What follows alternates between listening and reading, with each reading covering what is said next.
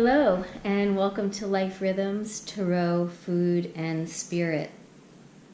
So I'm here again today doing a video response to Ethony's hashtag 31 Days of Tarot. And today I am going to put forward day 5 through day 7. Hopefully this GoPro won't do the thing it did yesterday. Since it's activated on voice command, I actually have to be a little bit careful about some of the language I use because it seems to be a little bit sensitive. So, to begin, day 5 asks, what card or cards stalked you in 2017?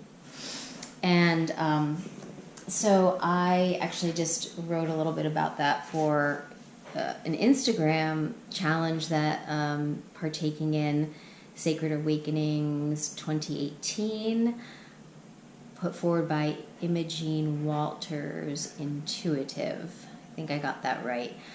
And it wasn't a card that I chose, but it was the card that came forward for me even still as we're moving into 2018. And so one of the main cards that stalked me in 2017 was card 13, as we read it as death. And as I'm starting to enjoy working with it based on some of my new work with Alejandro Jodorowsky, I mentioned his book yesterday, is one of the tarot books that I'm working with, or one of my top tarot books, even though it's new to me. He speaks of this, and I believe it's from a historical understanding that card 13 is, or has been known, or was known as the card with no name, or the arcanum with no name.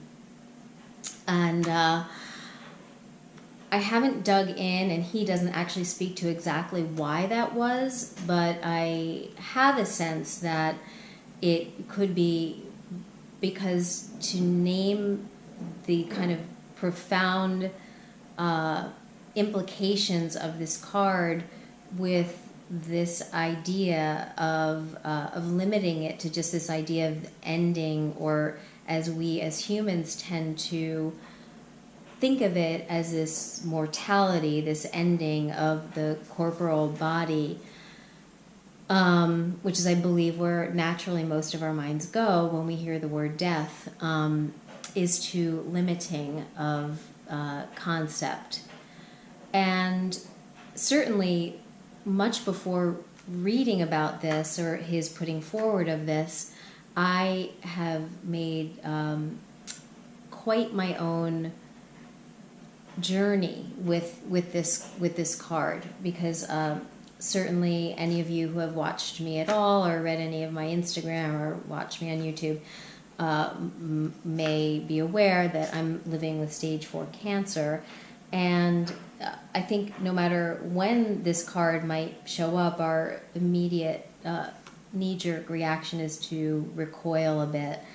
And I've certainly done a lot of exploration of my relationship with this card, and it really, for me, has become more of a creative invitation.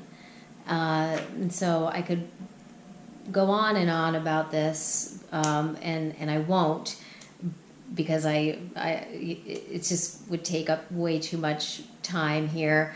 But just to say that this is death, or the arcanum with no name, card number 13, definitely was one of the main cards that stalked me in 2017.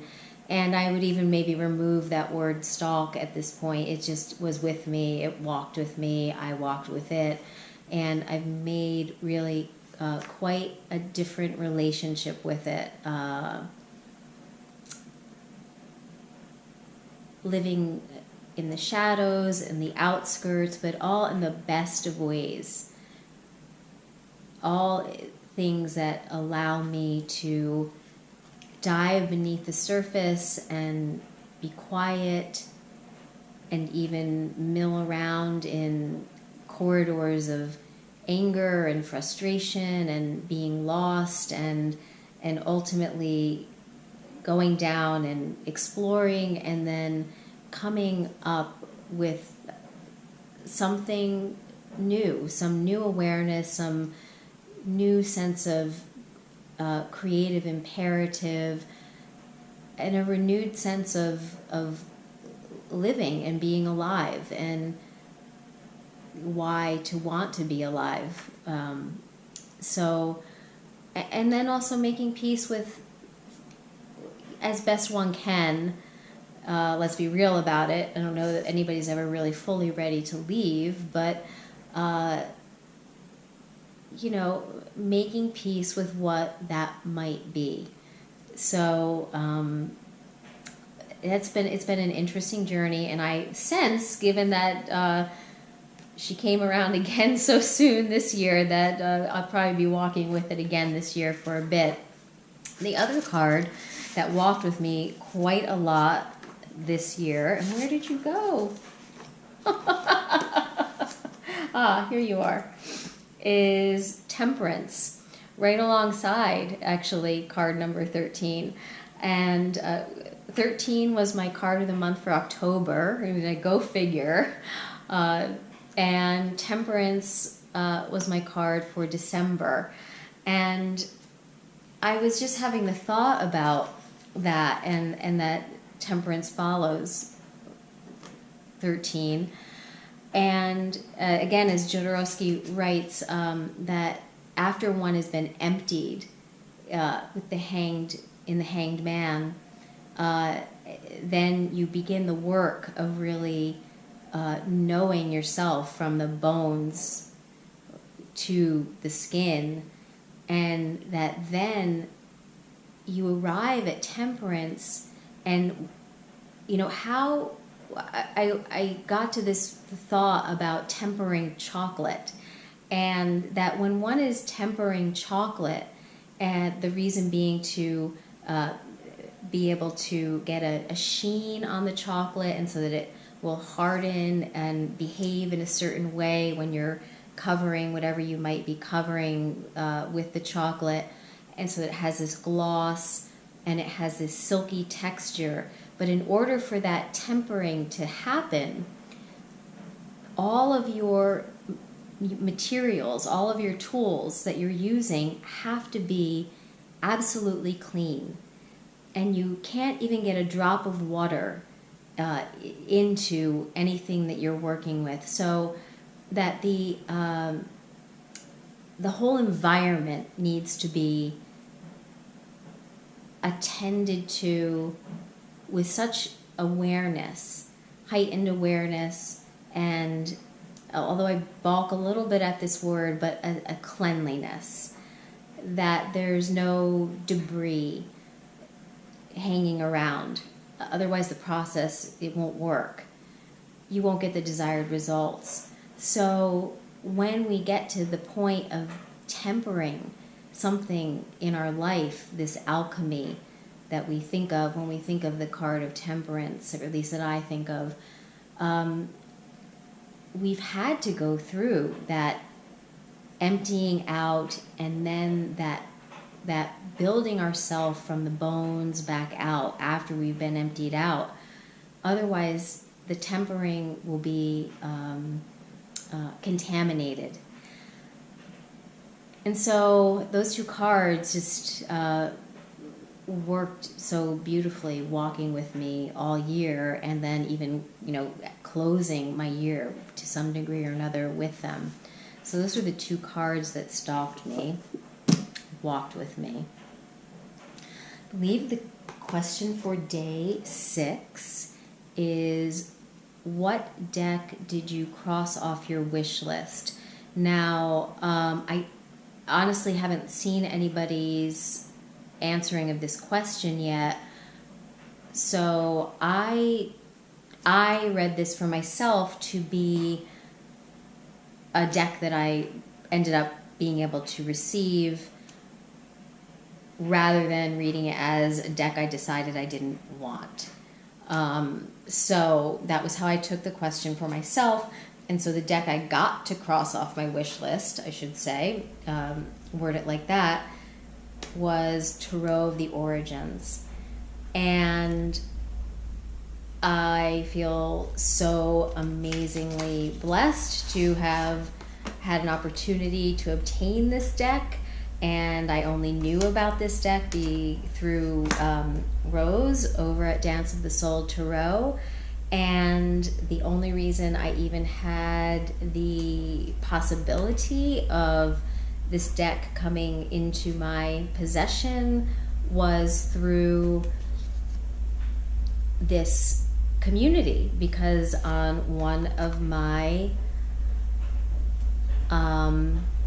YouTube videos, a question was your crush deck, and I said Tarot of the Origins by Sergio Topi, and somebody wrote in and said that they knew where I could get a deck. And I don't know this person. That was the only interaction I ever had with this person.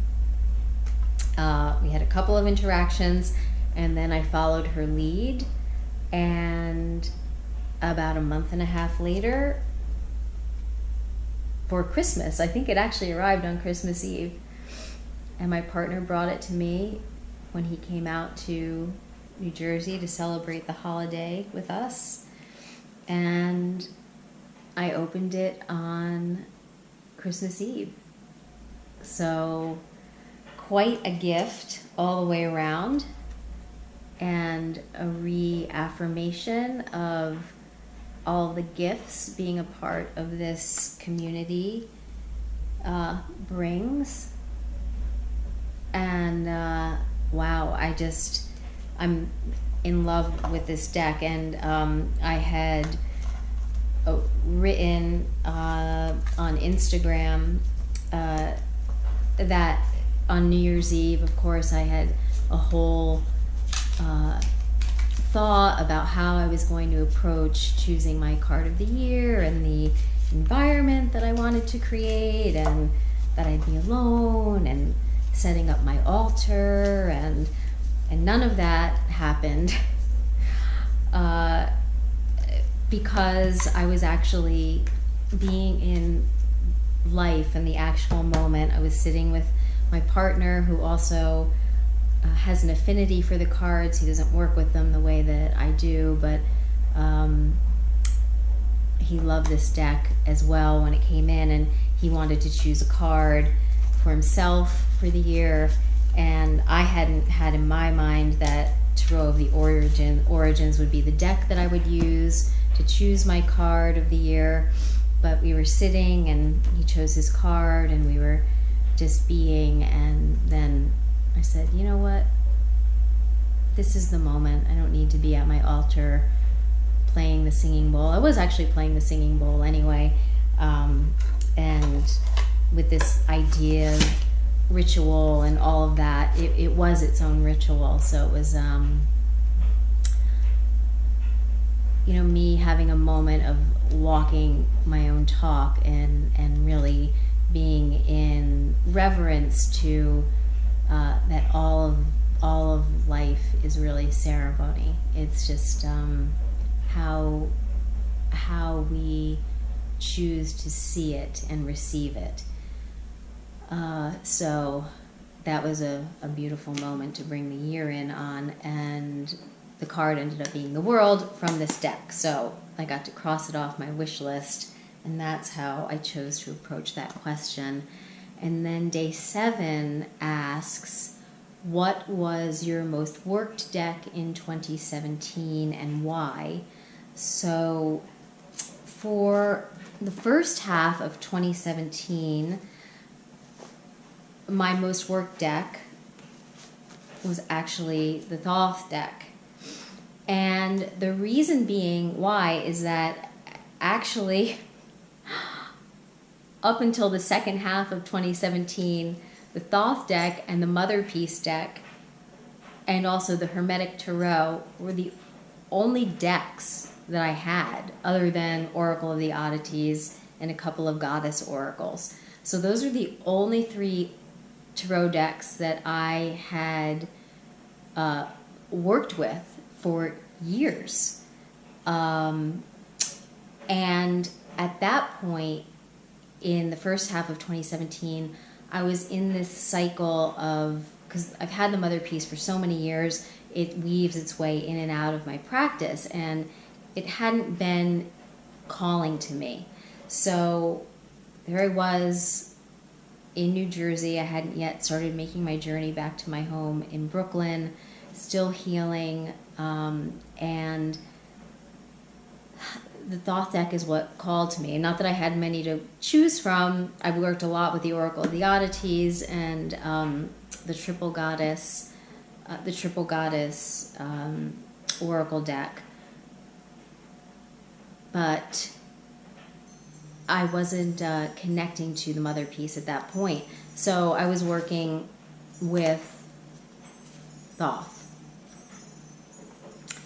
And so that is the deck. And then I started to have my journey with YouTube and the tarot community on YouTube, and my lens started to widen.